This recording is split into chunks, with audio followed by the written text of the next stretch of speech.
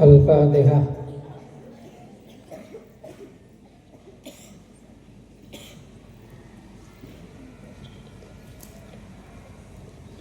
Bismillahirrahmanirrahim. Qala al-mu'allif rahimahullahu ta'ala wa nafa'na bihi wa madana bi asrarihi wa bi ulumihi fi daraini Allahumma amin. Bismillahirrahmanirrahim. Atau apa kan?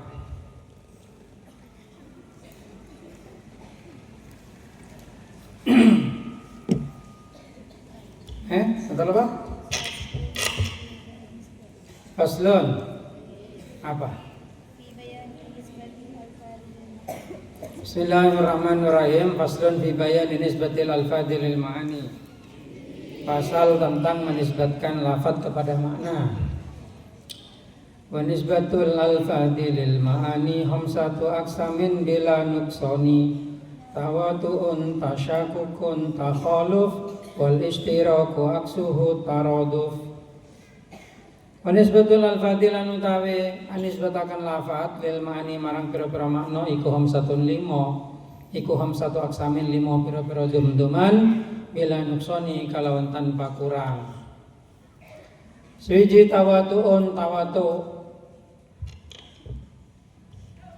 tasyakukun tasyakuk, takhalufun takhaluf, wal istiraku lan istirak, wa aksuhu iku utawi sakwale istirak at-taraduf utawi taraduf. Bismillahirrahmanirrahim. Nyaman lo ojeng ngaji dina mong sementara mong ros-rosan lo nyaman dia mau ojeng ta babre. Bismillahirrahmanirrahim. Jadi nakan-nakapi hari nerangakin tentang anisbatakin lafad dan makna. Abang seaki lafad dan makna. Jadi satu lafad itu memiliki makna. Maknanya itu ada 5 macam, 5 jenis makna. Ada yang pertama itu namanya tawatu. Seperti lafad al-insan. Tawatu itu sama tingkatannya. Seperti kamu mengatakan manusia. Manusia itu kalau kamu mengatakan manusia kepada Zaid, mengatakan manusia kepada Umar, harus sampai nyaman kan? Sampai mana? Mengatakan manusia kepada Luqman ataupun manusia kepada Ndin, umpamanya itu sama, tingkatannya sama. Gak mungkin kan, ini Luqman lebih manusia dari Ndin kan lo bisa. Masa Luqman lebih manusia dari Ndin? Oh, hari lebih manusia ya, hari lo pakai manusia, hari semua manusia. Gak bisa, itu sama tingkatannya, itu namanya tawatu. Banyak yang seperti itu, seperti mati. Mati itu gak ada tingkatannya. Kalau mati ya wis mati, gak bisa ini mati, ini agak mati, ini sangat mati ini. Gak bisa. Nah maka kalau kalimat itu sifatnya seperti itu namanya tawatu. Tawatu. Kemudian ada tasyakuk. Tasyakuk itu bertingkat-tingkat. Seperti putih. Ini putih, sangat putih, agak putih kan begitu? Ya benar. Hah? Makanya dalam ilmu mantek itu nggak ada yang namanya sedang-sedang, nggak ada. Oh ini sedang-sedang saja, nggak bisa. Jadi tingkatannya seperti itu, tapi nggak ada yang namanya pertengahan, nggak ada. Putih, hitam. Kalau tidak putih, apakah pasti hitam? Enggak. Itu nanti ada di bawah itu. Jadi ada suatu situasi dan kondisi yang merupakan lawan kata. Tapi ada yang bukan. Jadi kalau ada orang mengatakan putih, lawan katanya putih apa? Salah. Masa lawan katanya putih itu hitam? Mongkone, lawan katanya kuning apa? Nah kan, nggak bisa. Nggak bisa, kamu nggak bisa menemukan. Kalau lawan katanya pendek apa? Itu bisa, karena hanya dua jenis. Lawan katanya hidup adalah mati. Nah, itu masih bisa. Jadi ada sifatnya kalimat sekadija kan. Jadi ngucap-ngucapnya kok tengah-tengah. Jadi mau ngucap orang terlalu tersinggung, ya harus diukur dengan kata-kata seperti tadi itu. Gitu, harus menemukan kata yang tepat untuk mengatakan sehingga orang itu tidak salah paham kepada makna yang sebaliknya. Gitu. Seperti tawatu itu hanya satu tingkat, sama semuanya. Gitu, sama semuanya. Bernyawa. Masa ini lo pati bernyawa ini. Ini sangat bernyawa. Tidak bisa, kalau bernyawa ya bernyawa. Kalau tidak bernyawa ya tidak bernyawa. Gitu. Wah, ayam ini agak hewan ini. Wah, ini sangat hewan. Tidak bisa. Kalau hewan ya hewan. Kalau bukan hewan ya bukan hewan. Tuh, itu tawatu.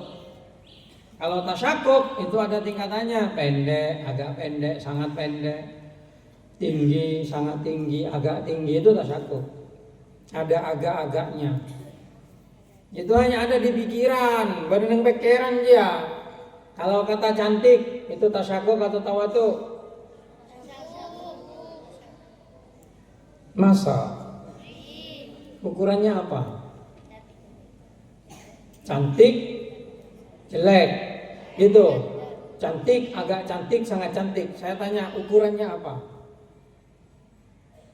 Kan setiap orang beda perspektif. Kata satu orang ini cantik, katanya enggak begitu cantik, ini sangat cantik.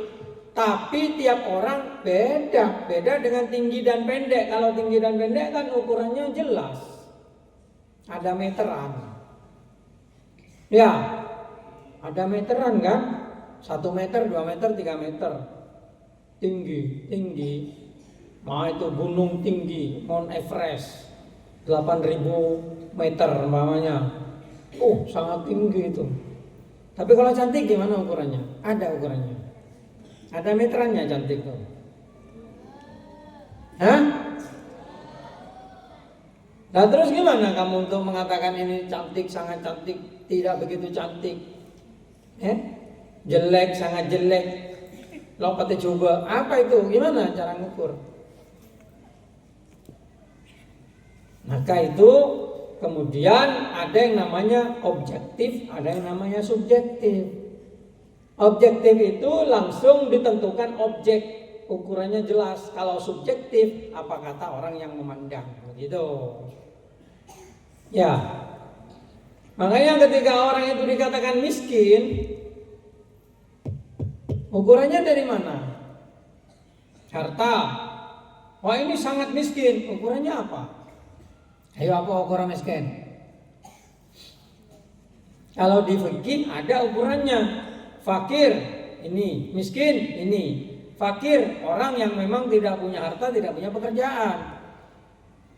Miskin orang yang punya pekerjaan tapi tidak cukup untuk kebutuhan pokoknya, itu miskin.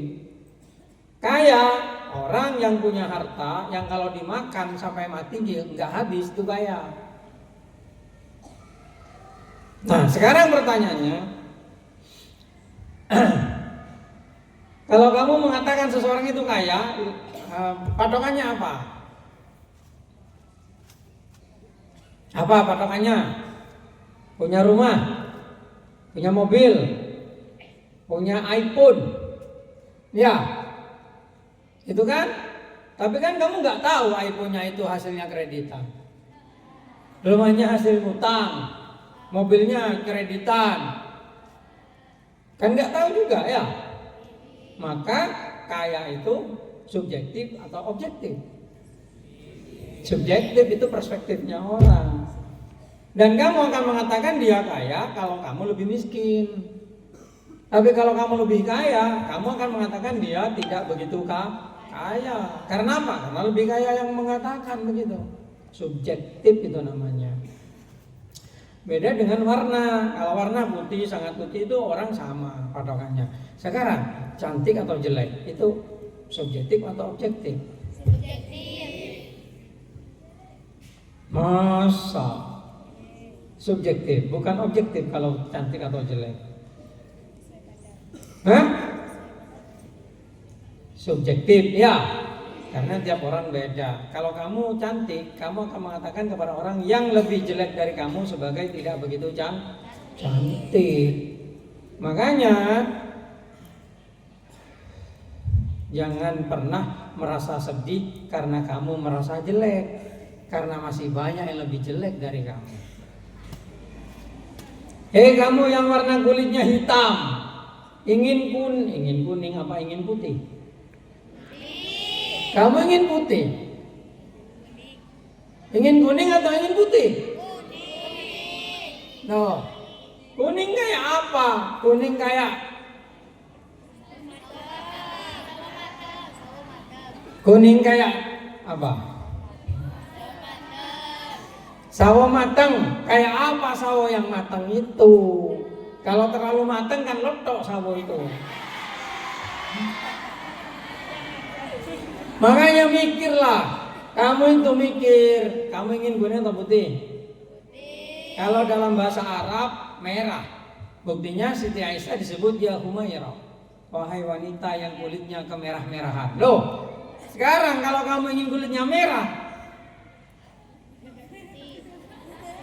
nah itu subjektif. Intinya semua orang ingin dikatakan cantik. Cantiknya beda. Kayak saya umpamanya melihat orang-orang bule yang kulitnya putih-putih itu kayak bule, saya nggak suka, terlalu putih. Akhirnya orang-orang Inggris, coba lihat kulitnya orang Inggris kan setelah putih itu ada bintik-bintiknya, banyak titik. Ya kan? Kemudian orang Indian di Amerika yang asli itu kulitnya memang merah. Allah Ta'ala menciptakan manusia itu banyak, maksudnya jenisnya banyak. Makanya penilaian cantik atau tidak cantik itu subjektif, apa kata orang yang melihat. Kata kera cantik, ya benar. Loh, cang ketang juga cantik, cang heda, ketang juga mah. Nah kan, karena itu kamu yang merasa diri kamu jelek, jangan begitulah. Di satu saat akan ada orang yang menganggap kamu sebagai wanita yang paling cantik.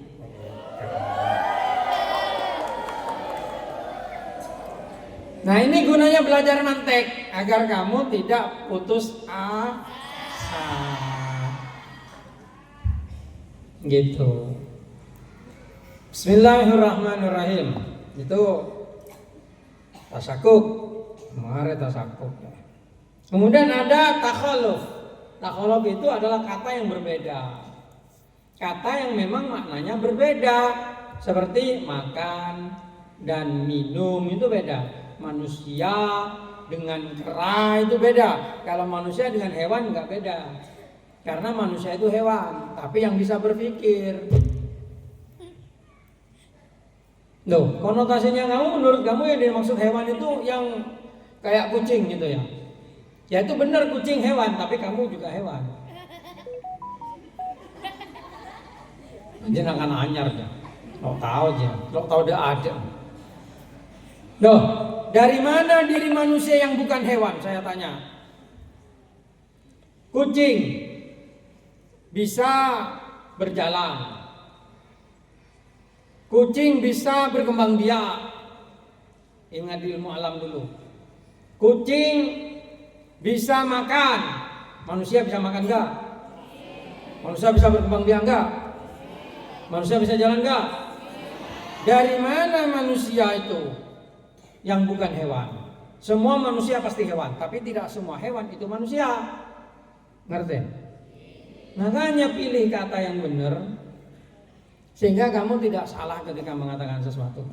Jangan membedakan manusia dan hewan. Kenapa? Karena manusia adalah hewan. Tapi manusia hewan yang bisa berpikir. Ini yang membedakan manusia dengan hewan yang lain, hewan yang lain. Gitu. Kalau dulu kamu masih belum belajar mantek, kamu pasti akan mentertawakan orang yang mengatakan bahwa manusia itu hewan. Tapi ketika kamu belajar mantek, oh iya ya, ternyata manusia itu adalah hewan. Makanya ketika manusia kehilangan kemampuan berpikirnya, maka dia harus diperlakukan seperti hewan. Bangun, sholat, londe, pakun itu. Bangun sholat, kalau nggak sholat dosa, pakun. Akhirnya harus diperlakukan seperti hewan. Gimana hewan kalau dibangunkan? Pakai apa? Pakai penjalin. Kayak kerbau. Kerbau, ayo asaka. Kan lo mungkin ada ngocak. Ayo apa kerbau? Ada asaka, ada mau asaka, kok bisa atane kayak. Kan lo bisa diajak berpikir. Karena memang kerbau tidak punya kemampuan berpikir. Maka caranya petani untuk kerbau agar kerbau mau asaka dengan apa? Pecot. Sekarang kamu manusia adalah hewan yang bisa berpikir. Tapi ketika kamu ayo apa sekolah, kamu lo sekolah lo pakun, apa cara terbaik? Dipukul. Nabi Muhammad juga memerintahkan anak yang umur 10 tahun tidak sholat, gimana? Dipukul. Kalau kayak sekarang, di mana-mana itu ada guru mukul muridnya, lalu gurunya itu dituntut dihukum, itu akan membodohkan. Akhirnya ada di TikTok itu gurunya dipukul muridnya. Coba, kalau guru mukul murid masuk penjara, murid mukul guru kok enggak? Akhirnya jadi generasi gila kayak sekarang kan, generasi yang kacau gitu. Coba pemahaman umat Islam itu dipakai. Saya persetan dengan namanya hak asasi manusia atau perlindungan anak. Bukan begitu cara melindungi anak yang benar. Mendidik anak yang benar itu kalau perlu dipukul, biar ditakutkan kepada sesuatu, agar punya ketakutan. Gitu. Asal yang namanya guru itu lo pakor sokor cokop tap nyentap dan badan, kan begitu. Kalau tap nyentap dan badan, maka gurunya nggak bisa mikir juga. Sama kayak hewan itu, kayak kerbau huk dan badan, entah lo ketomanan pager, kan gitu. Jadi kalau ada guru kemudian duduk nyantap, pangger bayi guru, jabane guru di kerbau itu. Keamanan ya dia. Duduk mau piar mangana. Duduk bangun pada kamane lapor lagi kan pangger wing ora kene. Pun kena bawa aja. Kenapa? Karena berarti gak bisa mikir tuh. Jadi ada memang cara mendidik itu, kalau anak itu lakar nambeng boleh itu dorbun ghairu mubarrihin, untuk menghilangkan sifat tidak bisa mikirnya dengan cara dipukul dengan pukulan yang tidak merusak kepada badannya. Penjalin itu nggak apa-apa itu. Kenapa? Karena penjalin itu tidak akan merusak tulang, paling yang peles. Ada cerita anak-anak kalau penjalin dia pas langsung cetek ke besar dia loh. Pak potong ada. Kalau rotan itu enggak ada. Tapi kalau kayu atos setiar itu enggak boleh dipukulkan karena itu bisa mematahkan tulang. Makanya perlu penanganan yang sesuai. Tapi ada senambeng-nambeng, jangan merasa aman. Gitu. Kenapa? Kamu mondok dididik tujuannya untuk membuat kamu menjadi manusia yang seutuhnya, bukan hewan yang berbentuk manusia. Ngerti? Jadilah manusia yang sempurna, yang bisa berpikir, membedakan mana yang benar dan mana yang batil. Itu intinya adalah an-natik, yang bisa berpikir. Kalau kamu bisa berpikir, aman kamu itu. Apalagi kalau pikiranmu diisi dengan ilmu. Maka apa yang kau lakukan, apa yang kau ucapkan, itu semuanya akan terarah dan terukur sesuai dengan ilmunya itu. Itulah maksudnya kamu mondok, agar kamu itu dimasukin ilmu agama, sehingga tindakanmu sesuai dengan tuntunan agama. Semua agama pasti baik, entah itu Islam, Kristen, Katolik, Protestan, Hindu, Buddha, semua mengajarkan kebaikan kalau agama. Nggak ada satupun agama yang mengajarkan kejahatan. Walaupun agama yang dari Allah itu adalah Islam, tapi semua agama itu pasti mengajarkan kebaikan. Saya tidak mengatakan semua agama itu benar, salah kalau seperti itu. Saya punya banyak teman Kristen ada, Hindu punya, Buddha juga ada. Kalau kemudian mengatakan bahwa semua agama itu benar, goblok. Salam dari saya. Yang mengatakan semua agama itu benar, goblok itu. Kenapa? Karena kebenaran itu mutlak dari Allah, dari Tuhan. Yang menentukan benar atau salah itu Tuhan. Kenapa yang namanya zina itu haram? Padahal zina itu sebenarnya enak, nyaman, membahagiakan orang, bisa membuktikan cinta dan iya kan? Tapi Allah menyatakan haram, haram. Sudah selesai. Ya enggak? Maka kebenaran itu hak milik Allah. Bukan manusia yang menentukan. Kenapa bersedekah? Itu dapat pahala. Karena Allah menyatakan di dalam Al-Quran bahwasanya sedekah itu dianjurkan. Kenapa sholat itu wajib? Karena Allah mewajibkan. Itu kebenaran. Kenapa membunuh WC? Hutang riba itu haram. Karena Allah yang mengharamkan. Padahal kalau di zaman sekarang orang yang membunuh WC itu kesepakatan. Memang orang yang berhutang membutuhkan. Orang yang punya uang ingin uangnya berkembang.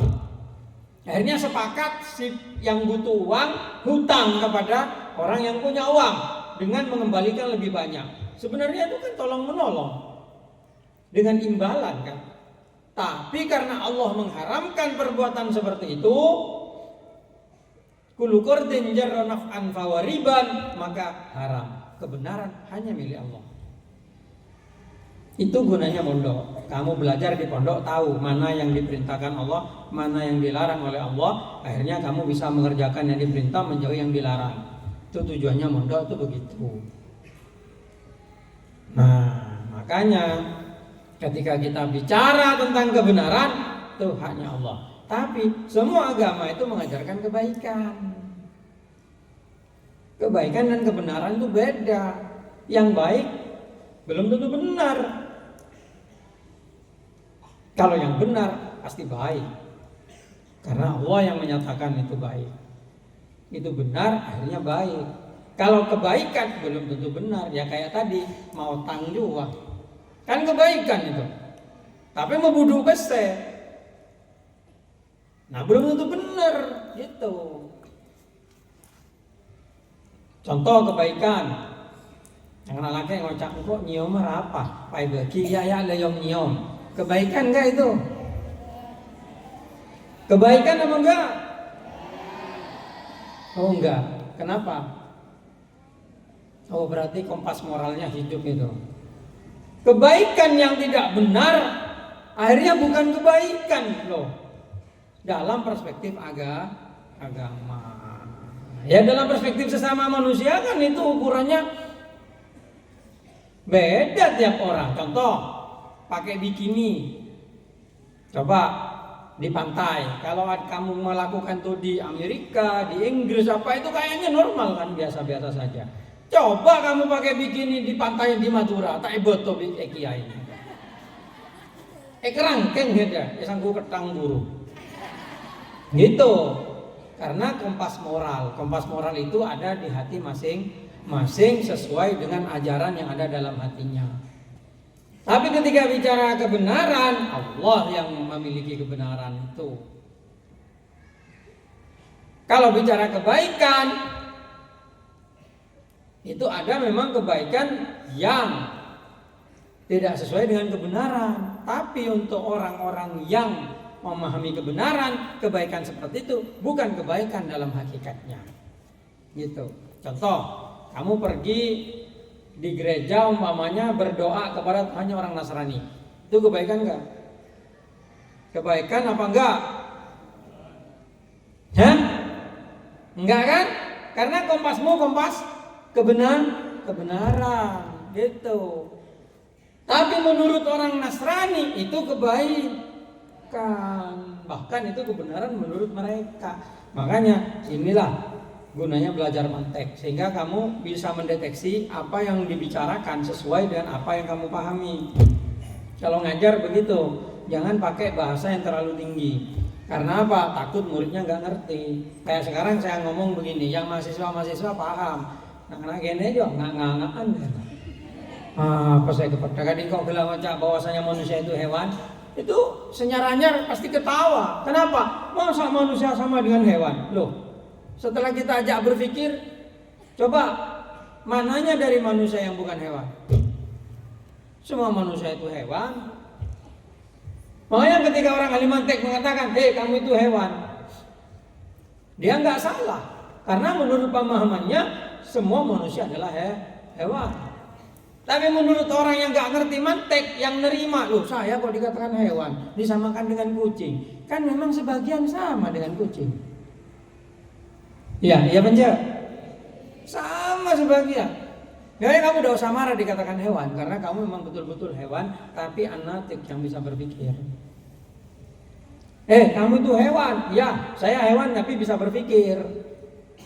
Kalau kamu nggak bisa berpikir, ya berarti mau ngikut kamu nggak bisa berpikir, berarti kamu mengatakan dia itu sama dengan kucing, itu lebih parah, itu berarti kamu lebih parah. Gitu. Dia kadi ketang, alhamdulillah, dia kadi manusia. Iya Banja, mau kadi je benih. Dia kadi ketang, kau benih ketang lah karena. Yang dia kadi manusia. Berarti, gitu. Itu orang ahli mantek kalau jawab begitu. Kamu itu hewan. Ya saya bisa berpikir, kalau kamu kan nggak bisa berpikir. Itu jawaban nusuk itu, menusuk. Artinya engkau lah karena hewan yang bisa mikir, berarti engkau manusia. Tidak kalau bisa mikir, berarti kira hewan itu. Nah kan begitu. Itu cara menjawab kepada pernyataan-pernyataan yang menjebak atau kata-kata orang yang. Sebenarnya saya khawatir kalau belajar mantek ini takutnya kamu jadi penipu ulung begitu, atau kadang jadi playboy gitu.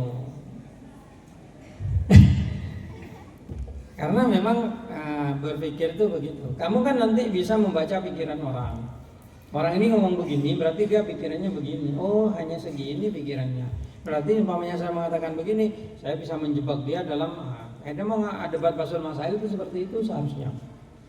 Coba dipreteli itu ibaratnya orang dengan memakai mantek, posang jadinya.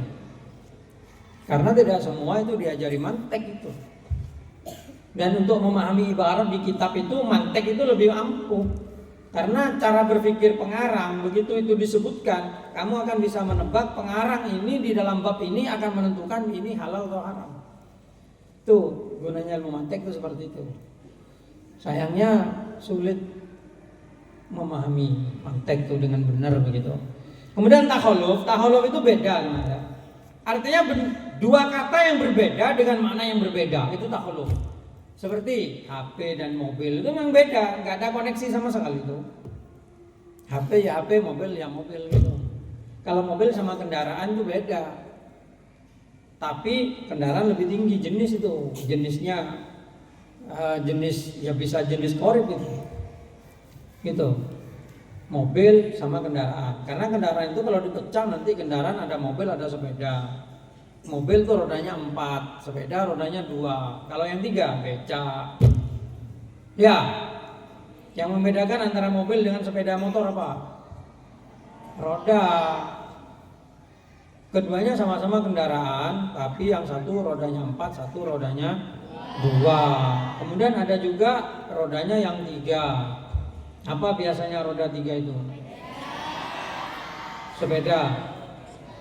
Berarti becak itu sepeda. Apa bedanya becak dengan kendaraan yang lain? Bedanya becak dengan sepeda motor?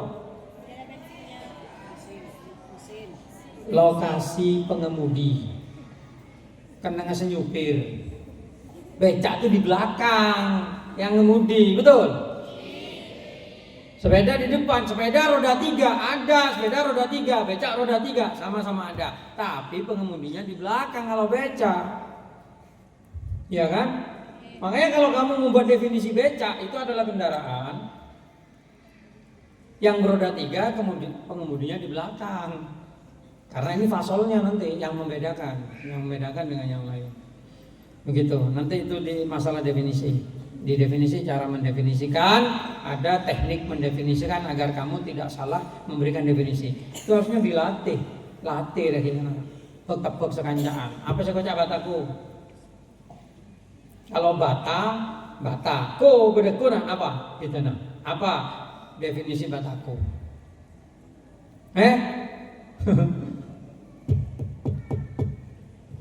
Kan mirip, dibuat dari tanah sama dibuat dari tanah. Kalau bataku letaknya di bawah. Kalau bata letaknya di dinding. Itu diantaranya yang membedakan gitu. Itu aja. Jadi rekan maksudnya dangkal tapi cukup untuk orang yang ingin memberikan definisi bedanya bataku dan bata. Bismillahirrahmanirrahim. Saya sabar di tembok juga bata. Yo, sebab berenang kodok yo bata. Keng jurajok demang bata ringan. Ya. Bata putih, bata merah. Saya ke tembok aja. Temeng bata, seberapa itu ada bataku. Are bata. Baca saking sahabat tembok lo tuh di bataku nyaman. Bata ya begitu. Lebur ya mengajar ilmu pikir kan ilmu berpikir. Bismillahirrahmanirrahim. Wah lah nyaman deh jangan nak kau deki mau ngebeli kata-kata kok bisa membuat kata-kata yang menjebak begitu. Oh ya bagus kalau kamu cerdas nanti kan bisa dikembangkan. Kemudian ada namanya tasarruf. Tasarruf itu ada di dalam tasarruf itu ada di dalam bahasa Indonesia juga. Gitu, satu kalimat punya arti banyak. Satu kalimat punya arti banyak. Kalau di itu ada homonim, homograf, pokoknya homo itu satu maknanya. Homonim. Satu makna, ya. Homograf satu tulisan. Homofon satu bunyi. Itu di bahasa Indo seperti itu. Tapi ini homonim maksudnya. Itu. Satu kalimat banyak arti. Oh, terbalik, taruh tuh itu nanti. Satu kalimat banyak arti, apa? Sinonim ya. Sinonim. Kalau antonim kan lawan kata. Sinonim itu persamaan ya. Seperti apa? Sinonim itu. Contohnya kalau di sini ainun. Bahasa Arab tuh ainun, banyak maknanya itu. Ainun ada bermakna mata, ainun ada bermakna kahenan, inti. Ainun bermakna mata air, sumber. Ya, ngerti? Lafaz ainun itu banyak maknanya gitu. Banyak maknanya, itu namanya tasyaruf. Kalau bahasa Indo apa ya? Yang banyak maknanya itu. Bintang. Betul. Bintang. Ini hotel berbintang 5. Masa itu kan hanya majas ya. Bintang, saya melihat bintang di langit, bintang aku. Ya, ini adalah bintang kelas. Mebene matahari kelas, mebene bulan kelas. Kenapa? Ya bulan salpa. Lah apa boleh? Coba apa sebabnya? Kan sulit kalau dilacak. Kok pakai bintang kelas? Karena bintang itu yang paling tinggi. Kata siapa? Mau matahari itu paling bersinar paling terang. Bulan itu ya bersinar juga paling terang. Entahlah, itu jangan terlalu dipikir lah. Nanti kalau dipikir konslet kamu. Tapi bintang punya makna banyak. Ada makna kualitas dari hotel, Atau kalau ada makna ini yang tertinggi, ada makna bintang itu ya bintang yang nyata. Itu kalau contoh bahasa Indonesia. Apa boleh contoh saya? Satu kalimat punya banyak arti. Apa? Bogombo. Apa boleh makna bogombo selain cuci pakaian? Orang Indonesia mengatakan cuci pakaian atau cuci baju? Mau cuci kacau? Benih bogombo? Hah? Loh, itu kan menurut mantek sudah luput itu. Kayak mesin cuci. Mesin cuci itu kok khusus baju. Kalau mesin cuci harusnya kan bisa piring, bisa baju, bisa semuanya. Tapi kok disebut mesin cuci? Kok enggak mesin cuci baju? Atau mesin cuci pakaian? Kok enggak gitu ya? Ya itu tidak ada apa-apa itu. Cuma kan kalau bogombo itu satu maknanya cuci pakaian. Rakora itu maknanya cuci alat makan. Bukan cuci piring. Oh piring ada saya sebut sendong. Cuci alat makan harusnya itu. Nah, yang di apa ya? Kalau yang di Indonesia, bahasa Indonesia yang tasyaruf itu satu kata banyak arti, gitu. Nah ya ada masalah. Ada nih ya? Iya ada. Bismillahirrahmanirrahim. Ijazah itu apa? Lembaran hasil kinerja kamu itu ya ijazah namanya ya. Padahal ijazah itu kalau dalam konteksnya orang ahli doa ya memberikan kewenangan untuk melakukan doa begitu. Ijazah kan tulisnya pakai z, ijazah gitu. Bismillahirrahmanirrahim. Kalau bahasa Arab memang begitu, banyak arti dalam bahasa Arab itu yang tasyaruf, satu kata banyak arti gitu. Kemudian ada taroduf. Taroduf itu banyak kata satu arti, sebaliknya itu. Kalau bahasa Madura banyak, bahasa Madura banyak ngakan, ada madeng kan ada. Itu banyak kata satu arti, cuma lebih halus bertingkat-tingkat. Kalau bahasa Indo, saya kira bahasa Indo gak punya itu. Meja, ya meja wis. Apa boleh? Gak ada. Makanya bahasa Arab itu lebih kaya. Bahasa Arab lebih kaya dari bahasa Indonesia. Gitu. Oh ada, seperti apa ya? Banyak kata satu arti, tamasya dan jalan-jalan. Itu kan dua kata satu arti itu. Tamasya itu jalan-jalan. Bahasa Indonesia jalan-jalan, bahasa Indonesia juga. Cuma kalau dibuka dengan mendalam, tamasya itu berasal dari kata bahasa Arab. Tamasya ya tasrif aja. Tafa'ala. Tamasya ya tamasu apa itu? Alah. Anang siapa bosan? Aman? Kakak mah. Bismillahirrahmanirrahim.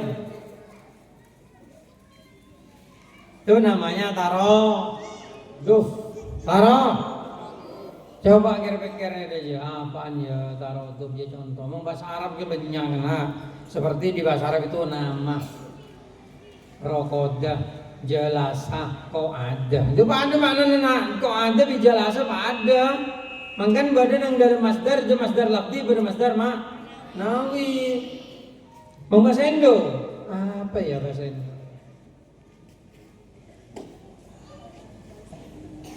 Apa ya?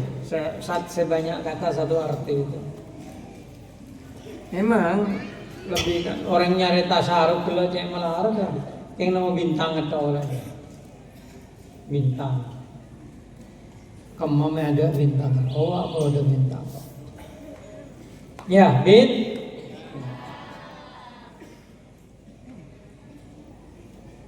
Mong labu bahasa Indo bahasa Madura lain.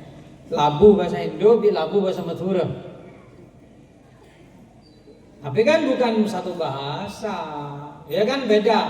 Labu, bi labu. Bahasa Indo, bahasa Madura. Bahasa Indo labu itu apa? Buah labu. Kalau bahasa Madura jatuh. Tapi bahasa Madura yang ya tasaruf jangko. Nah ya Arya beda ngana bi bapang etanyakin. Kalau bojong, pabimbung sorome ke tekos. Jawab kollema. Kollema. Cang ata kolle tekos jawab, cang bapang kol bojong. Jawab dengan satu kata, kollema.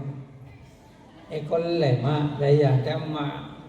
Dia bapak jawab kollema pokol lema. Tapi benar aja benar tasaruf dia aja yang bek-bek.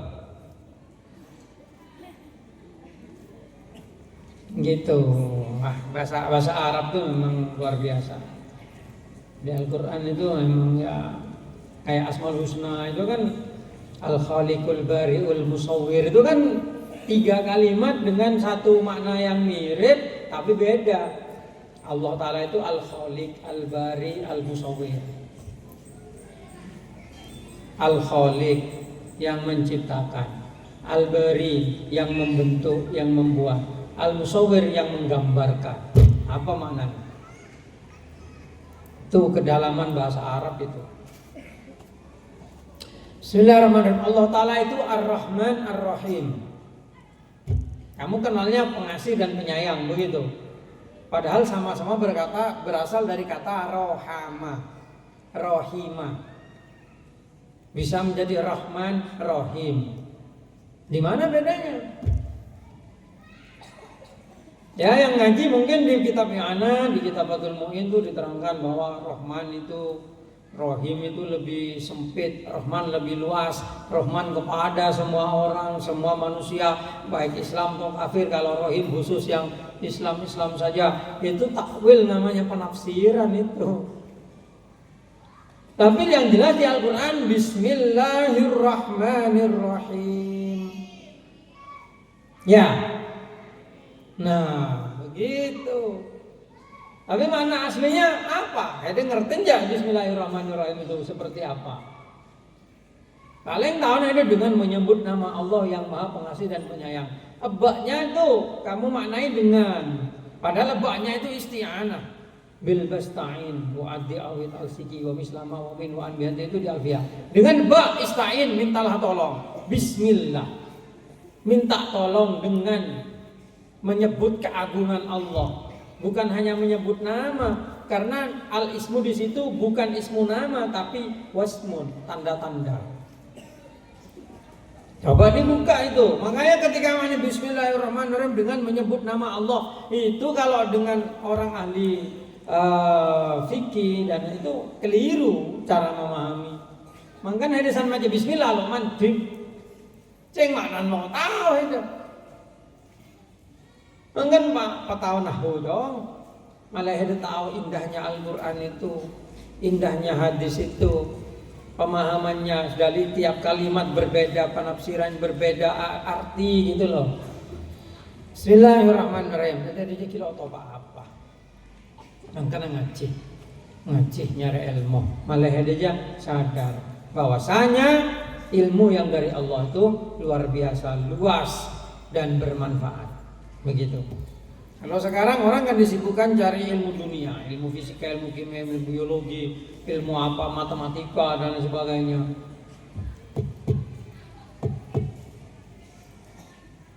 Apa gunanya ilmu matematika? Ya, gunanya ilmu matematika apa? Yo, menurut kamu matematika itu apa? Hah? Ilmu tong-bitongan. Tung 2, 3, 4 deh. Atau tong-bitongan otang, re baca benyang re deki engko gereman telat engko otang. Ya ilmu matematika aja.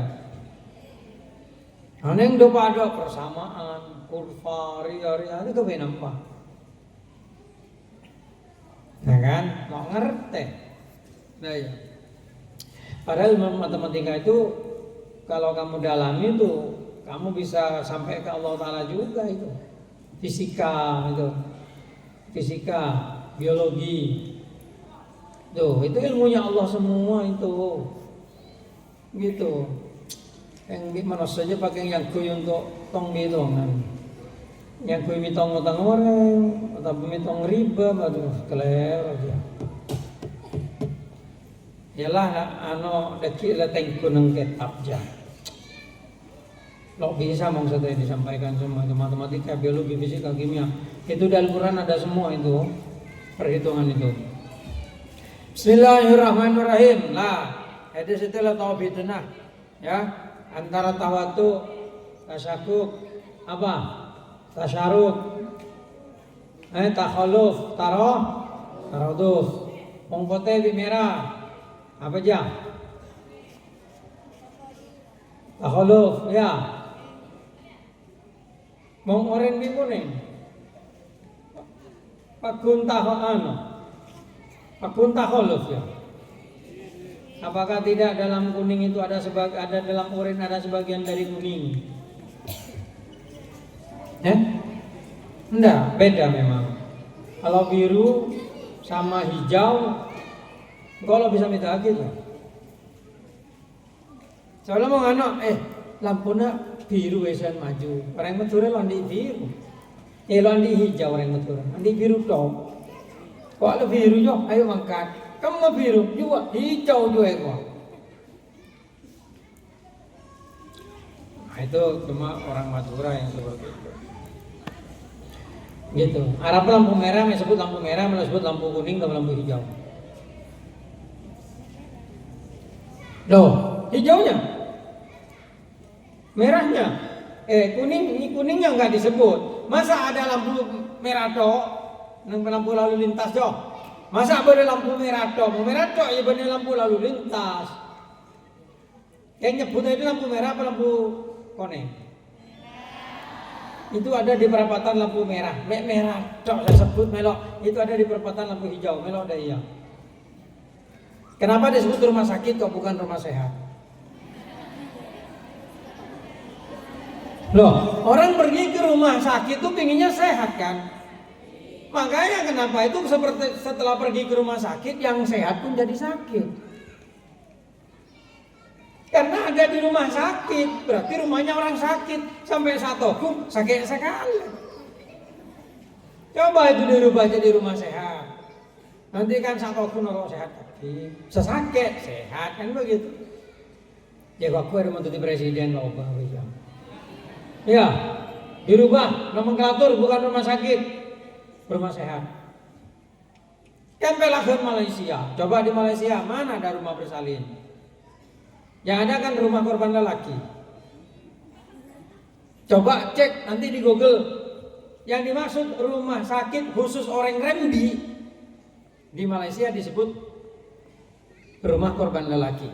Lihat kalau nggak percaya. Loh, Pare, berarti lo teman ini, lo teman coba wawasannya lah.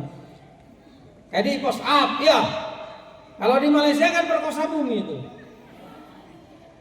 Ayo push up. Enggak ada push up.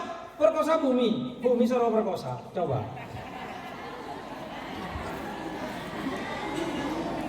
Malaysia. Gitu. Ayo, balik kanan. Enggak ada.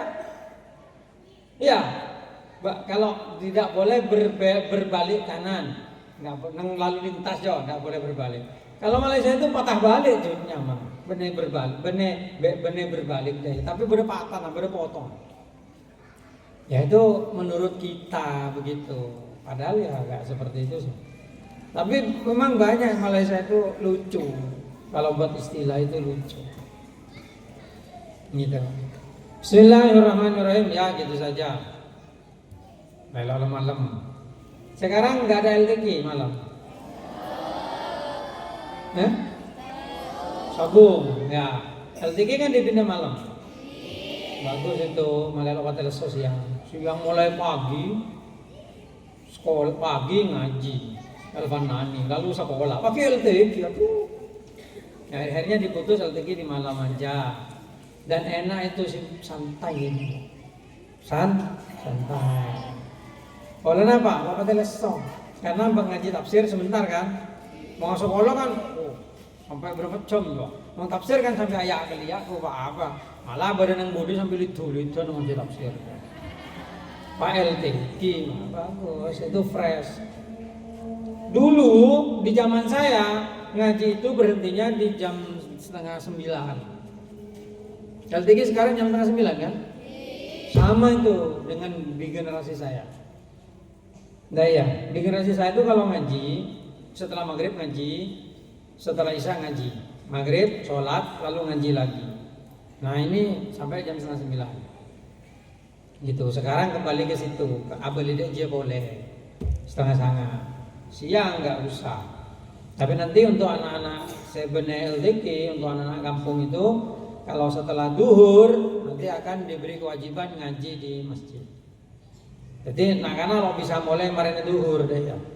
Marina pejang jemaah, kalau masjid sudah jadi ngaji nanti. Yang bukan LDK, yang anak-anak pondok enggak usah itu langsung tedung boleh itu. Yang anak kampung itu wajib ngaji nanti, ngaji Quran gitu. Waktu ngaji Quran sampai pokol situng siang istiwa. Dan nanti lokasinya di masjid. Kenapa? Karena banyak teman-teman kamu yang dari kampung itu nggak bisa ngaji gitu. Nah itu loh, itu akan diwajibkan seperti itu. Malah tapi anak Darul Hikmah itu bisa ngaji Quran. Masa jadi anak pondok nggak bisa ngaji tuh?